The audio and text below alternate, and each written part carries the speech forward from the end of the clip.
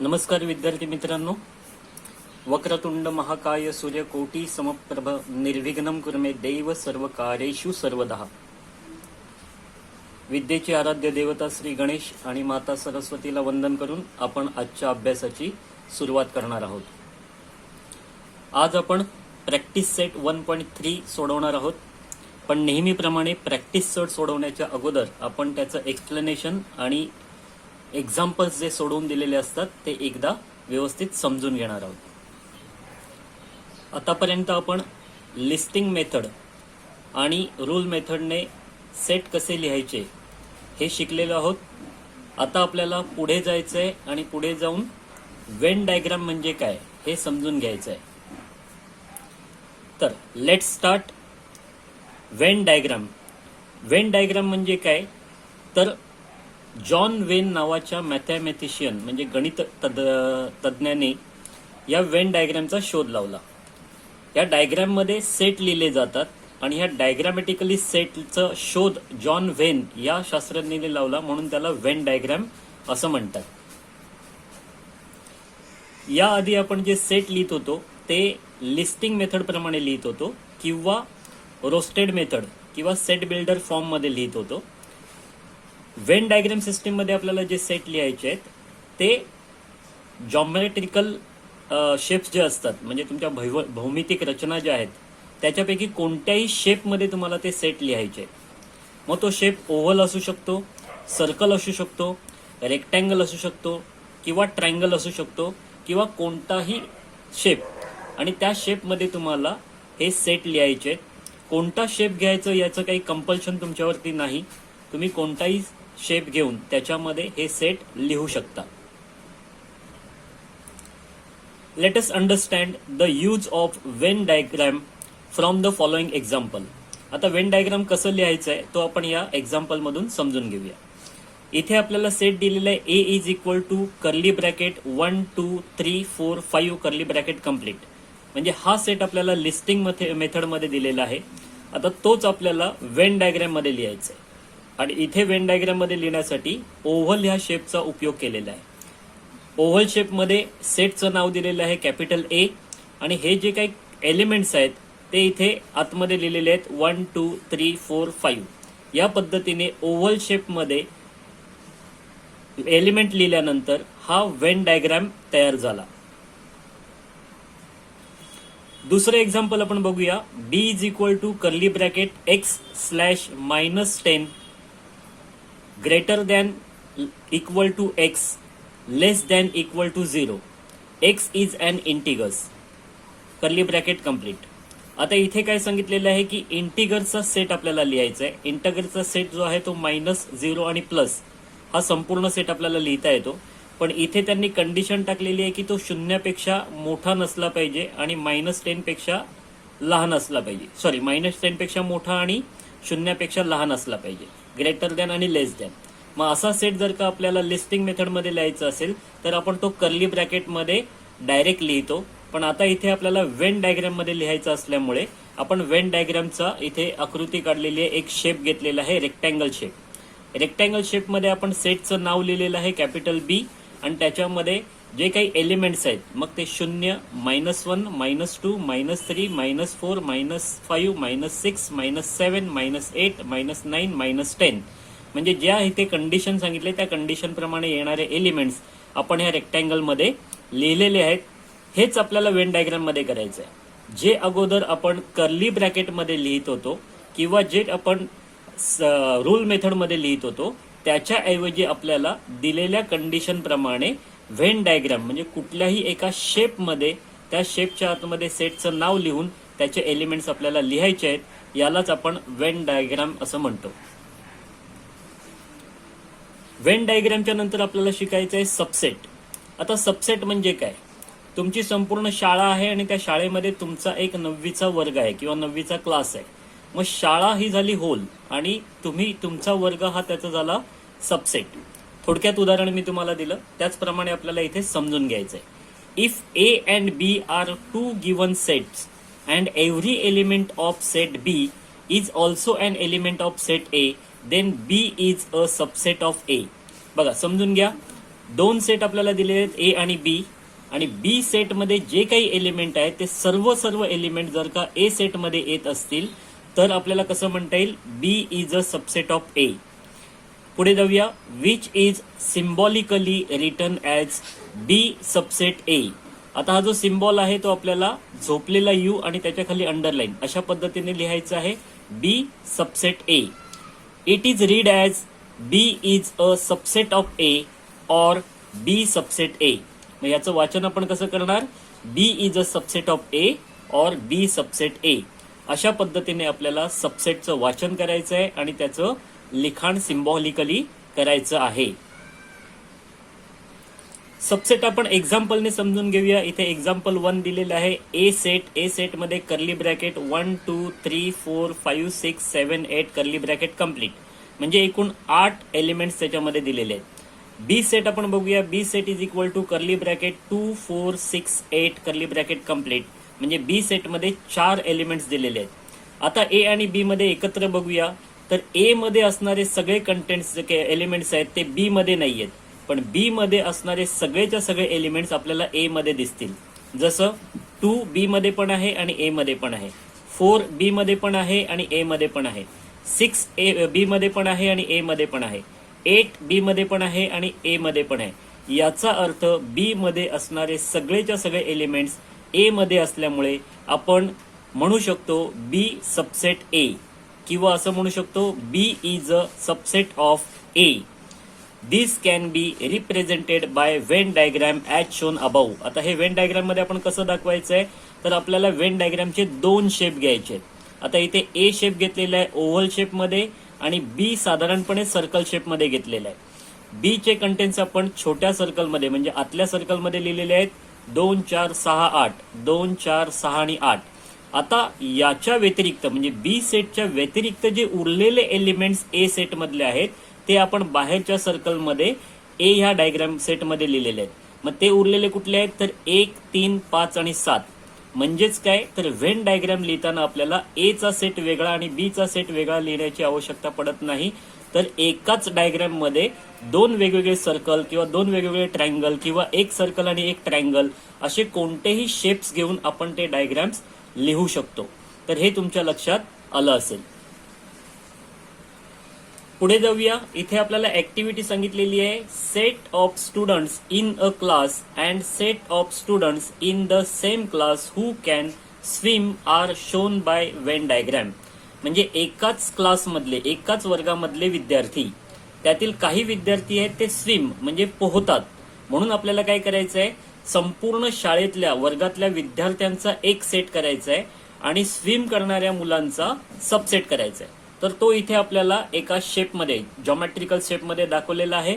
त्याच्यामध्ये बाहेरचा जो शेप आहे त्याच्यामध्ये आपण लिहिलेला आहे स्टुडंट इन क्लास म्हणजे वर्गामध्ये असणारे विद्यार्थी, आणि आतमध्ये जो छोटा शेप केलेला आहे त्याच्यामध्ये आपण लिहिलेला आहे स्टुडंट हू कॅन स्विम म्हणजे जी मुलं पोहू शकतात त्यांचा सेट. मग याच्यावरून तुमच्या लक्षात आलं असेल की हा मोठा सेट आहे तो क्लासच्या सगळ्या स्टुडंटचा आहे आणि स्विम करणाऱ्या स्टुडंटचा छोटा सेट आहे. याचा अर्थ स्विम करणाऱ्या विद्यार्थ्यांचा सेट हा क्लासच्या सेटचा सबसेट आहे. त्याचं आपण इथे कसं लिहिलेलं आहे बघा, observe the diagram and draw. Diagram observe करा आणि लिहा. Venn diagram for the following subset. Number 1, set of student in a class. Set of student in a class हा मोठा डायग्राम आपण काढलेला आहे. Number 2, set of students who can ride bicycle in the same class. आता इथे स्विमचा सांगितलेला आहे आणि इथे बायसिकलचा काढायला सांगितलेला आहे. तर आपण सबसेटमध्ये फक्त स्विमच्या ठिकाणी राईड बायसिकल हा शब्द लिहिला आणि या शेपच्या ऐवजी ओव्हल शेप किंवा रेक्टँगल शेप किंवा ट्रायंगल शेप कोणताही शेप घेतला आणि त्याच्यामध्ये ह्या 2 गोष्टी लिहिल्या तरी सुद्धा आपला सेट बरोबर असणार आहे. दुसरा प्रश्न आहे, अ set of fruits is given as follows. आता आपल्याला फ्रुट्सचा एक सेट दिलेला आहे. आता त्या सेटमध्ये कर्ली ब्रॅकेटमध्ये गवा, ऑरेंज, मँगो, जॅकफ्रूट, चिकू, जामून, कस्टर्ड ॲपल, पपैया आणि पल्म असे हे संपूर्ण फळांचा एक सेट दिलेला आहे आणि आपल्याला काय सांगितलेलं आहे, शो दिस सबसेट. आता त्याच्यातून आपल्याला सबसेट द्यायचे आहेत.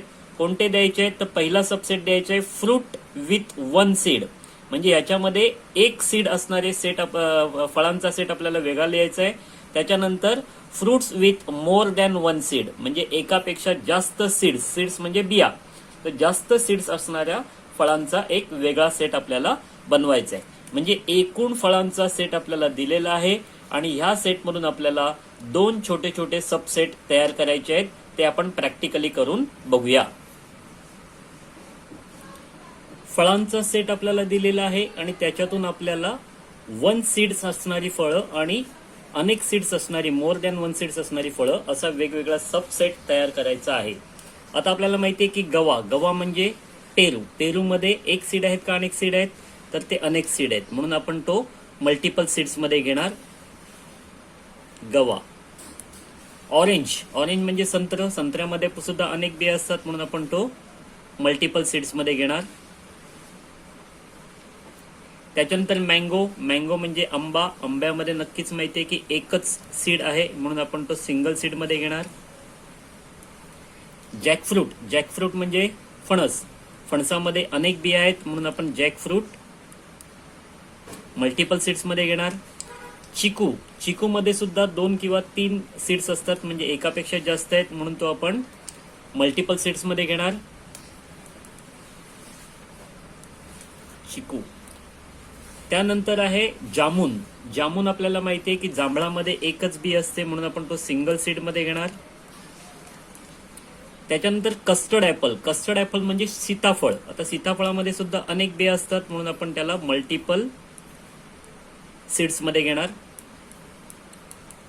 त्याच्यानंतर पपैयामध्ये सुद्धा मल्टिपल सीड्स असतात. आणि मग आलं पम म्हणजे काय, तर मनुका. आता मनुका ज्या आहेत त्या अंगूर द्राक्षापासून बनतात आणि द्राक्षामध्ये सुद्धा मल्टिपल सीड्स असतात म्हणून आपण ते मल्टिपल सीड्स मध्ये घेणार आहोत. अशा पद्धतीने आपण दिलेल्या फ्रुट्सचा सेट जो आहे त्याच्यातून सबसेट तयार केले. फ्रूट विच 1 सीड्स हा ए सेट तयार झाला आणि fruits with more than 1 seeds हा बी सेट तयार झालेला आहे. तर अशा पद्धतीने आपल्याला सबसेट समजून घ्यायचे आहेत. आता एक्झाम्पलने आपण आणखीन काही सबसेट समजून घेऊया. Let's see some more subset.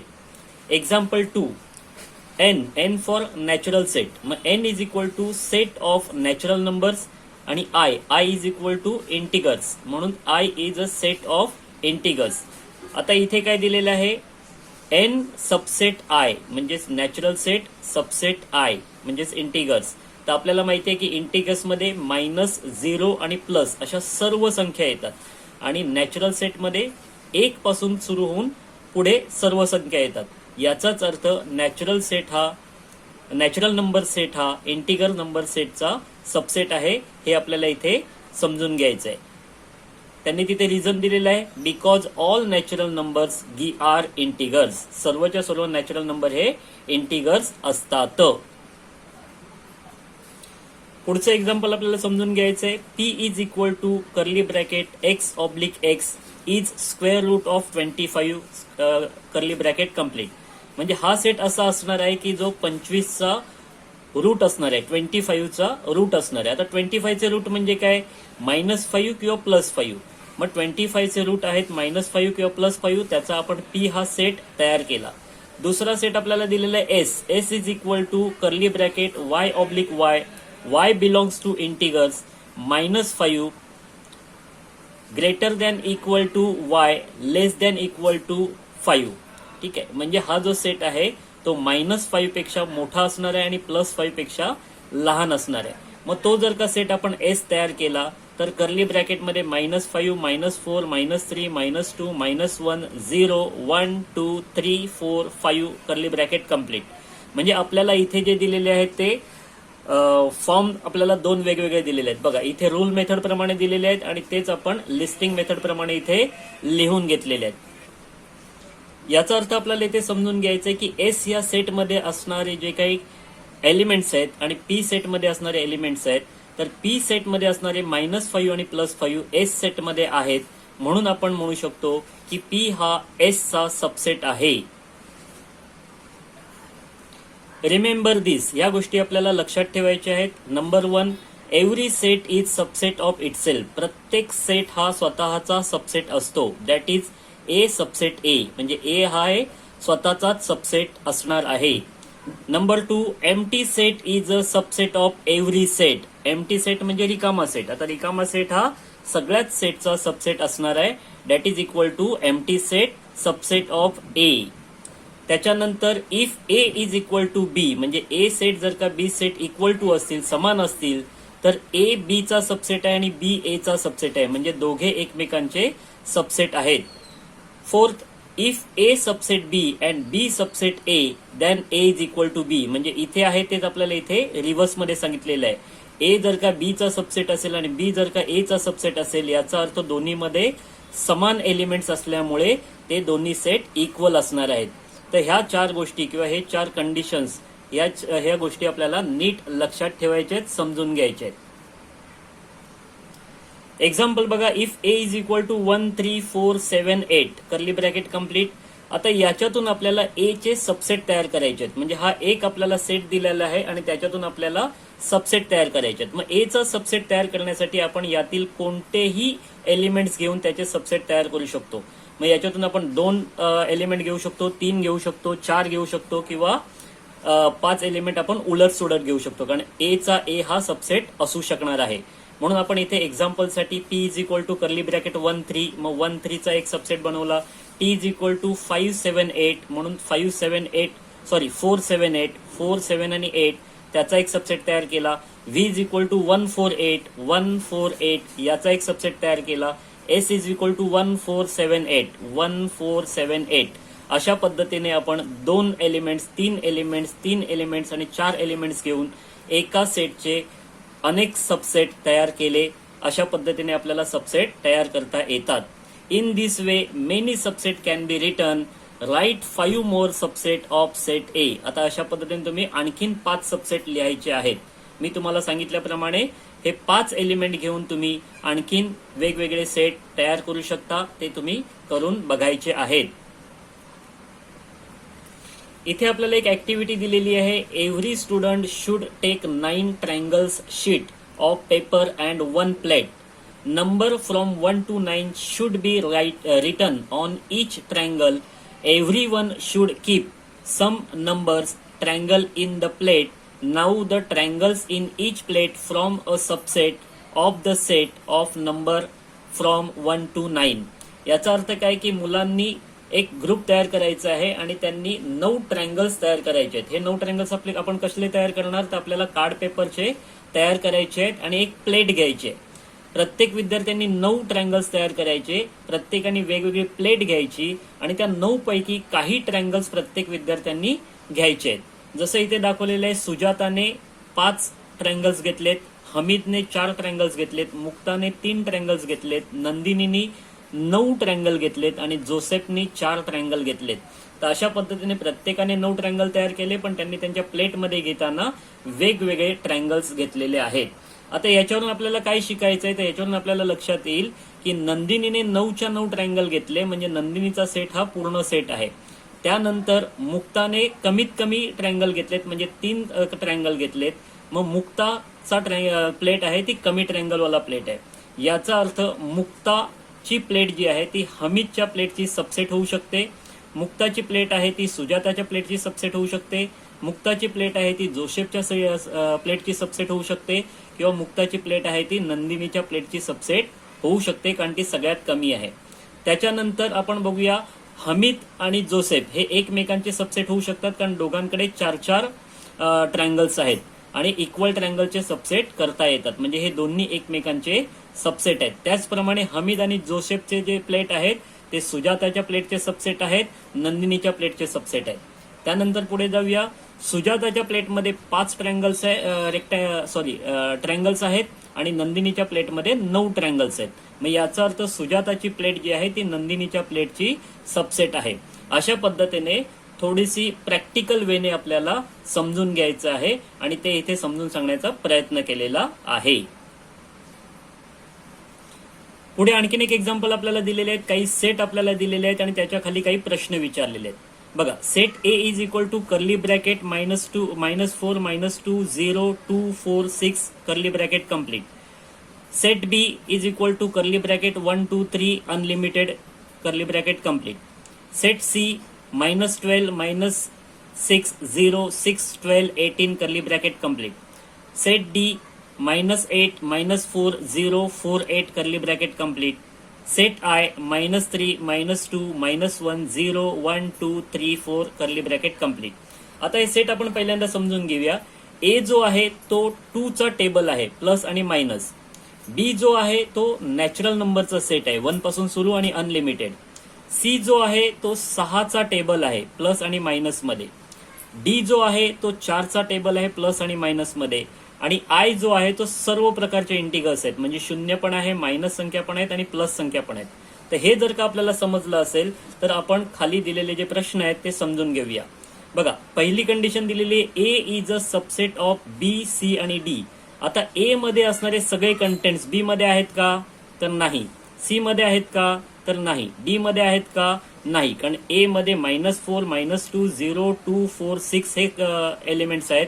बी मध्ये ते नाही आहेत, सी मध्ये नाही आहेत, डी मध्ये सुद्धा नाही आहेत. डी मध्ये त्यातले काही एलिमेंट्स आहेत पण सर्व एलिमेंट नाही आहेत. याचा अर्थ ए हा बी सी आणि डी चा सबसेट होणार नाही.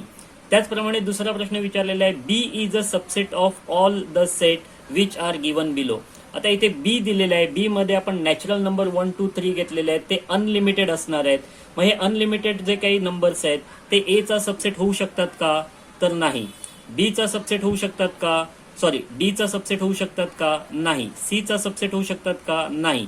कारण हे सगळे आहेत ते त्या अंकांचे टेबल्स आहेत. म्हणजे हा 2 चा टेबल आहे, हा 4 चा टेबल आहे आणि हा 6 चा टेबल आहे. आणि हे सर्व नॅचरल नंबर आहेत, त्याच्यामुळे टेबल्समध्ये हे सबसेट येणार नाही. पण हा जो आय आहे तो इंटिगर्सचा सेट आहे. इंटिगरचा सेट म्हणजे काय की त्याच्यामध्ये मायनस, 0 आणि प्लस अशा सर्व संख्या असल्यामुळे बी सेट हा आय चा सबसेट असणार आहे. तर हे आपल्याला नीट समजून घ्यायचं आहे. पुढे जाऊया. पुढे आपल्याला बघायचं आहे युनिव्हर्सल सेट. युनिव्हर्सल सेटचा अर्थ काय आहे, think of a bigger set which will accommodate all the given sets under consideration which in general is non as universal set. म्हणजे काय, युनिव्हर्सल म्हणजे सर्व सेट्सला सामावून घेणारा सेट. जर का आपल्याला 2 किंवा 3 सेट दिले असतील किंवा 2 सेट दिले असतील तर एका सेटमध्ये सगळे सेट सामावून घेतले जातात, त्या सेटला युनिव्हर्सल सेट असं म्हणतात. युनिव्हर्सल सेट आपल्याला व्यवस्थित समजून घ्यायचं आहे. आता त्याचं एक्झाम्पल आपल्याला खाली त्यांनी दिलेलं आहे. Suppose we want to study the student in class 9 who frequently remain absent. Then we have to think of all the students of class 9 who are in the school. So all the students in the school or students of all the divisions of class 9 in the school is a universal set. म्हणजेच काय, तर 9वीच्या वर्गातल्या सर्व मुलांचा जो set आहे त्याला आपण युनिव्हर्सल सेट म्हणणार. आणि त्याच्यामध्ये काही मुलं आहेत ती फ्रिक्वेंटली अब्सेंट राहतात, मग अब्सेंट राहणाऱ्या मुलांचा तिथे सबसेट तयार होणार आहे. तर अशा पद्धतीने युनिव्हर्सल सेट आणि सबसेट हे आपल्याला समजून घ्यायचं आहे. आणखी एक उदाहरण बघूया. Let's see the another example. Example number 2. A cricket team of 15 students is to be selected from a school. Hence all the students from school who play cricket is the universal set. A team of 15 cricket players is a subset of that universal set. बघा, इथे आपल्या लक्षात आलं असेल की इथे शाळेतल्या cricket खेळणाऱ्या मुलांचा एक संघ आहे आणि त्याच्यातून टीम निवडलेली आहे, टीम वेगळी निवडलेली आहे. इथे all students in school who play cricket, जी काही सगळी मुलं क्रिकेट खेळतात त्यांचा एक युनिव्हर्सल सेट तयार केला. आणि मग ओव्हलमध्ये आतमध्ये जी टीम सिलेक्ट केली, 15 मुलांची फक्त टीम सिलेक्ट केली, त्याच्यासाठी ओव्हलच्या माध्यमातून त्याचा सबसेट दाखवलेला आहे. तर अशा पद्धतीने युनिव्हर्सल सेट आणि सबसेट. आता इथे महत्वाची गोष्ट नमूद करायची आपल्याला की generally the universal set is denoted by U. आधी जसं आपण बघितलं N for natural number, W for whole number, तसं यू जो आहे कॅपिटल यू तो आपल्याला इथे युनिव्हर्सल नंबरसाठी घ्यायचा आहे. And Venn diagram it is represented by rectangle. आता आधी आपण काय पाहिलं की व्हेन डायग्राम आपण कोणत्याही शेपमध्ये लिहू शकतो, पण आपल्याला युनिव्हर्सल सेट लिहायचा असेल तर आपल्याला व्हेन डायग्राम जो आहे तो रेक्टँगल मध्ये घ्यायचा आहे. तर ही गोष्ट महत्वाची आणि ती आपल्याला लक्षात ठेवायची आहे.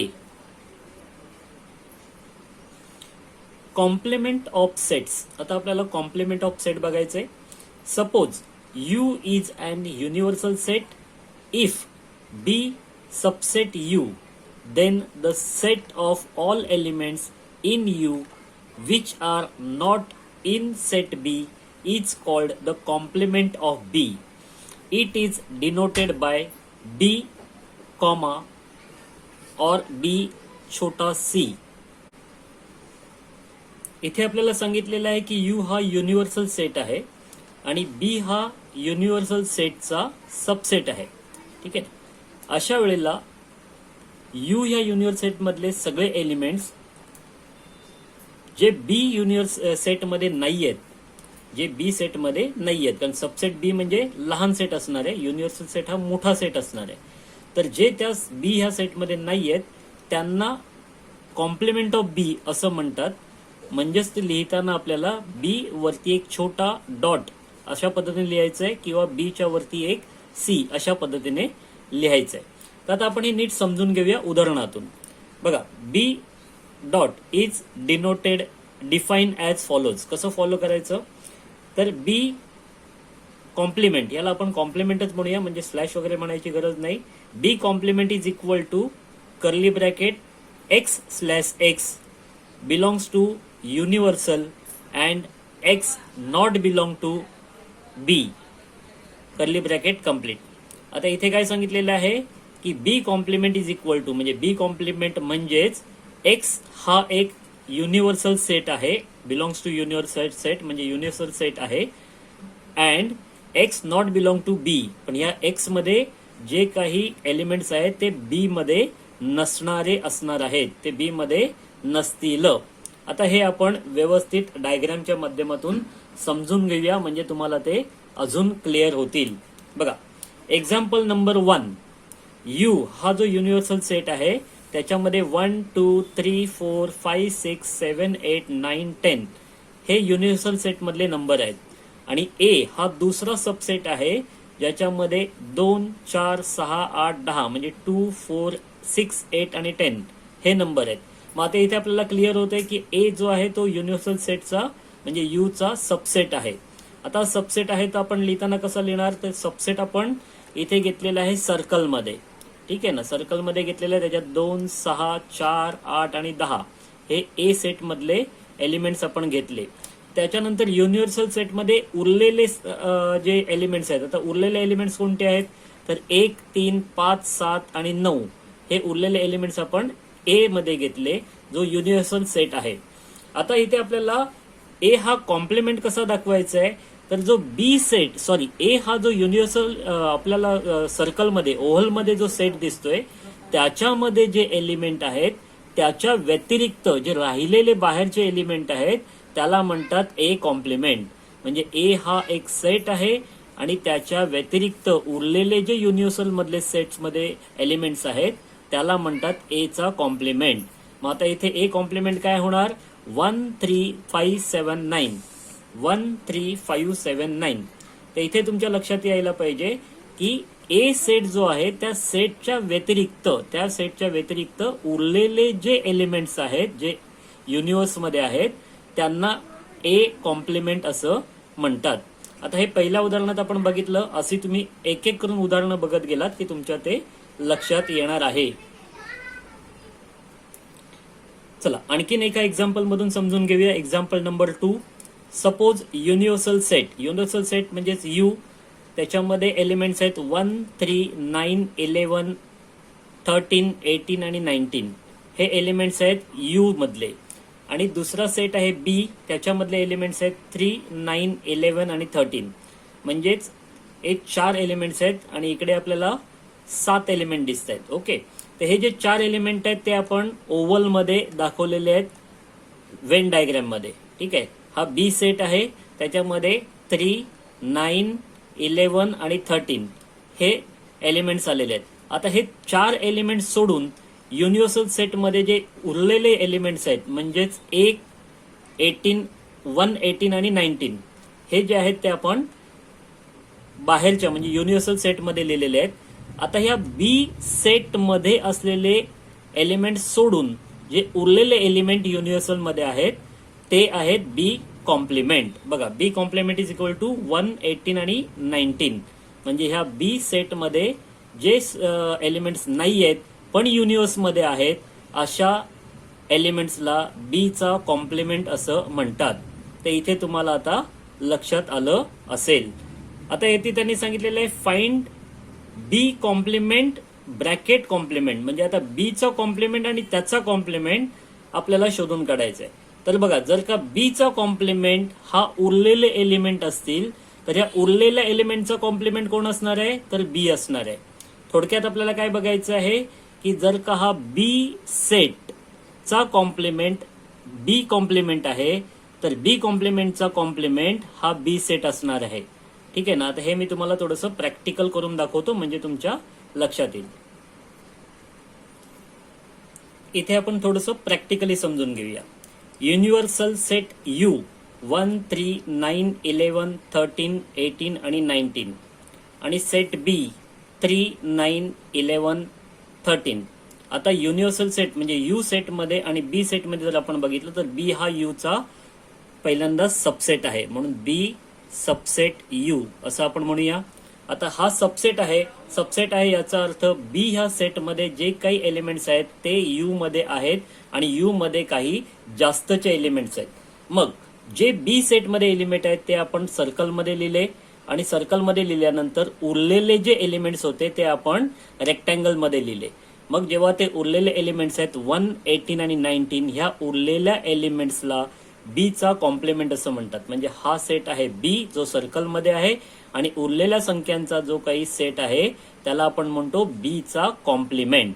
आणि हा जो सेट आहे तो आहे युनिव्हर्सल म्हणजे त्याच्यामध्ये दोन्हीही एलिमेंट्स एकत्र येतात. आता आपल्याला काय सांगितलेलं आहे त्यांनी प्रूव्ह करायला. त्यांनी सांगितलंय की बी चा कॉम्प्लिमेंट ब्रॅकेटचा complement is equal to B हे आपल्याला सिद्ध करायला सांगितले. तर बघा बी कॉम्प्लिमेंट म्हणजे काय. बी कॉम्प्लिमेंट म्हणजे बी व्यतिरिक्त युनिव्हर्स मध्ये राहिलेल्या एलिमेंट. आता बघा बी मध्ये हे 4 एलिमेंट आहेत त्याच्या व्यतिरिक्त हे जे बाहेर 3 एलिमेंट आहेत ते म्हणजे बी कॉम्प्लिमेंट. मग आता बी कॉम्प्लिमेंटचा कॉम्प्लिमेंट काय येणार तर बी कॉम्प्लिमेंटचा कॉम्प्लिमेंट म्हणजे ह्या 3 संख्या सोडून उरलेल्या संख्या म्हणजेच हा बी जो युनिव्हर्स सबसेट बी आहे त्याच्यामध्ये असणारे एलिमेंट्स. मग कॉम्प्लिमेंट बी काय आहे 1, 18 आणि 19. मग त्याचा कॉम्प्लिमेंट काय येणार आहे तर 3, 9, 11 आणि 13. मग जर का त्याचा कॉम्प्लिमेंट 3, 9, 11 आणि 13 येणार तर ते ऑलरेडी बी या सेटमध्ये आहेत. बी 3, 9, 11 आणि 13 म्हणून बी कॉम्प्लिमेंट ब्रॅकेटचा complement is equal to B असं आपण लिहितो किंवा असं आपल्याला प्रूव्ह करायचं आहे. म्हणून इथे जे वाक्य लिहिलेलं आहे ते आपल्याला लक्षात घ्यायचं आहे की complement of A complement is the given set itself. Complement of the complement is the given set itself म्हणजे कॉम्प्लिमेंटचा कॉम्प्लिमेंट हा तोच सेट असतो. आता इथे आपल्याला दिलेला आहे बी चा कॉम्प्लिमेंट 1, 18, 19. ठीक आहे. बी चा कॉम्प्लिमेंट म्हणजे हा बी सेट आहे आणि त्याचा कॉम्प्लिमेंट 1, 18 आणि 19. आता कॉम्प्लिमेंटचा कॉम्प्लिमेंट म्हणजे हा बी कॉम्प्लिमेंटचा कॉम्प्लिमेंट बघायला गेलं तर आपल्याला ह्या 3 संख्या सोडून उरलेल्या संख्या ज्या आहेत तर पुन्हा सेट बी मध्येच आहेत. म्हणून आपल्याला म्हणायचं काय आहे की complement of complement is the given set itself. कॉम्प्लिमेंटचा कॉम्प्लिमेंट हा दिलेला सेटच असतो. आता काही गोष्टी आपल्याला इथे लक्षात ठेवायच्या आहेत. Remember this properties of complement of set. गुणधर्म आपल्याला लक्षात घ्यायचे आहेत कॉम्प्लिमेंट ऑफ सेटचे. पहिला गुणधर्म काय आहे no elements are common in A and complement A. A आणि कॉम्प्लिमेंट ए मध्ये कॉमन एलिमेंट नसतात म्हणूनच आपण ए ला ए चा कॉम्प्लिमेंट असं म्हणतो. कॉम्प्लिमेंट याचा अर्थ काय तर ए सेट मध्ये नसणारे पण युनिव्हर्स मध्ये असणारे एलिमेंट्स. म्हणून पहिला नियम लक्षात ठेवायचा आहे की ए ह्या सेट मध्ये नसणारे एलिमेंट ए कॉम्प्लिमेंट मध्ये येणार आहेत. दुसरा नियम आहे A subset U and A complement subset U. आता हे दोन्ही पण यू चे सबसेट असणार आहेत, कारण ए मध्ये असणारे एलिमेंट हे युनिव्हर्सल मध्ये असणार आहेत, त्याचप्रमाणे ए कॉम्प्लिमेंट मध्ये असणारे एलिमेंट सुद्धा यू मध्ये असणार आहेत. आणि यू हा रेक्टँगल शेप मोठा व्हेन डायग्राम असणार आहे किंवा सेट असणार आहे, आणि त्याच्यामुळे ए हा यू चा सबसेट आहे, त्याप्रमाणे ए कॉम्प्लिमेंट सुद्धा यू चा सबसेट आहे. तिसरा इथे नियम आहे तो समजून घ्यायचा आहे. Property complement of set U is empty set U complement is equal to empty. आता बघा कॉम्प्लिमेंट ऑफ यू, आता यू म्हणजे काय, तर यू म्हणजे पूर्ण युनिव्हर्सल.